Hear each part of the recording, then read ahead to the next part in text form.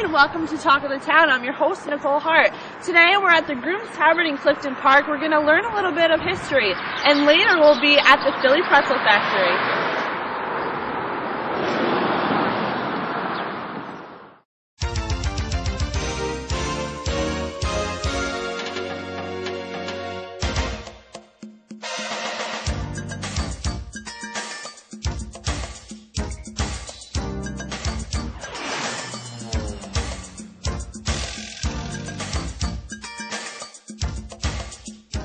I'm joined today by Clifton Park Town historian John Shearer. John, thank you so much for joining us this morning. You're welcome. Thank you for being here.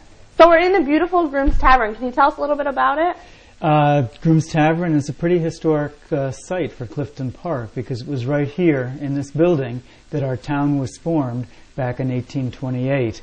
Prior to that time, we were part of the town of Half Moon, but because of the traffic on the Erie Canal, which had just opened the same year, 1825, and it's only about a mile south of here, the population began to boom, and so they created two towns out of one.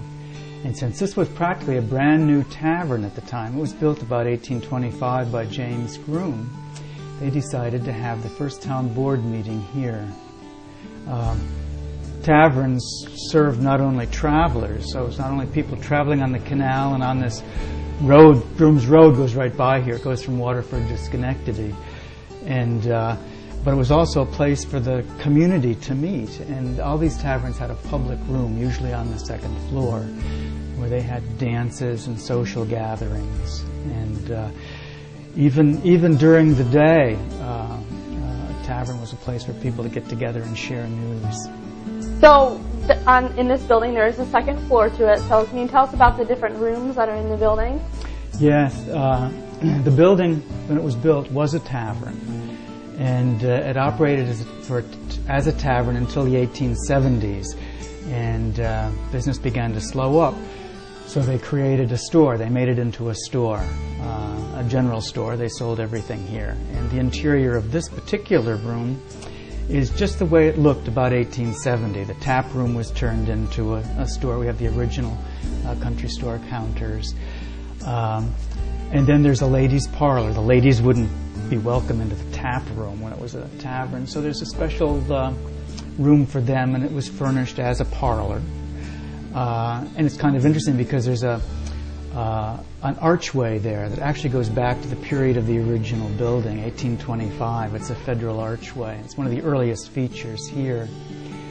When James Groom was an interesting character. He operated the tavern, but he was also town clerk, and he served as a state assemblyman. In 1847, his son Samuel took over the place, and Samuel was a blacksmith, and he also built wagons. And he moved an old blacksmith shop from across the street, and now it sits next to this building, and it's part of this complex that the town of Clifton Park now owns. And someday we hope to restore that as well. But he was a blacksmith and wagon maker. And he made a few changes in 1847 when he got the building. It was a story and a half building originally, and he raised it to 2 full stories. And you can see the elements that he added because they're Greek Revival, which was popular at that time in the 1840s. So we have some false mantles that he added because stoves had come in to being at that time. Fireplaces were not efficient, and by the 1840s people were using stoves. But they were so used to having the mantle as the focal point of a room that they put in these fake mantles and then put the stove in front of the mantle, so they would still have the mantle. So we have that here, and some other Greek Revival features in the 1847 period. As I was saying, by the 1870s, there weren't many travelers that visited here, so they turned the tap room into a store.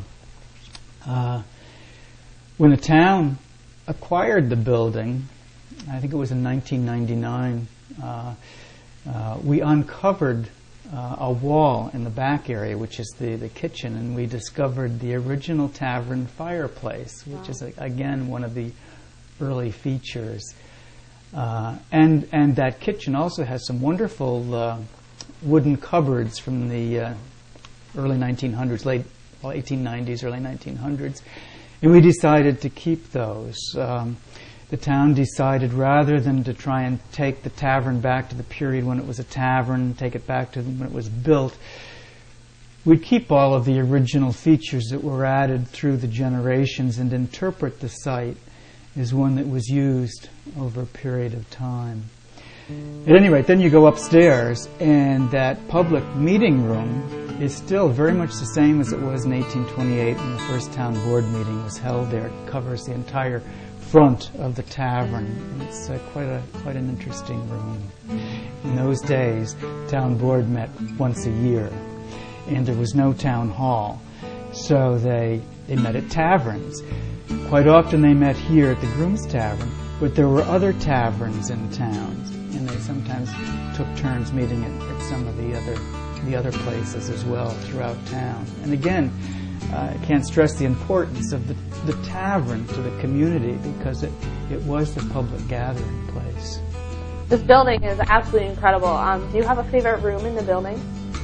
Well, I guess historically the most important room is the public room where the town board meeting was held.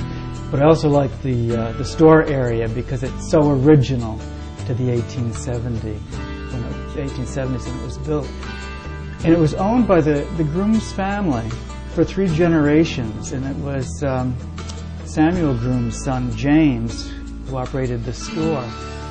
He put in a couple gas pumps in the early days of the automobile, and so he pumped gas out here.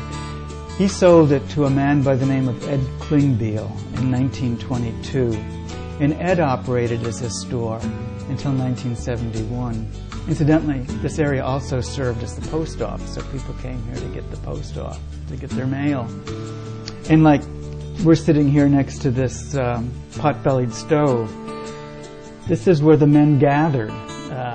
It wasn't the women who came here to gossip. It was the men. The women were too busy at home, getting meals prepared and doing the wash. But the men would stop in and they'd gather around the pot-bellied stove and exchange information. But this Ed Klingbeil, to get back to Ed Klingbeil, since he operated the store until 1971, there's a lot of people in the area that remember him, and he was a real character. He wore a red toupee, and I guess it was uncomfortable to wear in the summertime, so he took it off, and he'd have it on the counter over here on the counter. And when someone came in the door, he'd just flop the thing on his head, and it could be backwards or sideways. And I guess it was quite comical. And it wasn't very sanitary either. I guess he'd be pumping gas, and he'd come in here and he'd serve cheese to the public, and he'd make ice cream cones for the kids. And those kids are now my age, and they tell me that when they came here for ice cream cones, they never ate the cones because his hands were so dirty. Smart kids. But yeah, in fact, one time the town sponsored a Remember Ed Day, and we invited all of these older people who remembered Ed Klingbeil to share their stories, and we taped it, we videotaped it. There's some really interesting things that came out. That's funny. So the building was restored recently, or there were some new things added to it. What has that done for the building itself? Well, it's made the building useful, for one thing, because when the town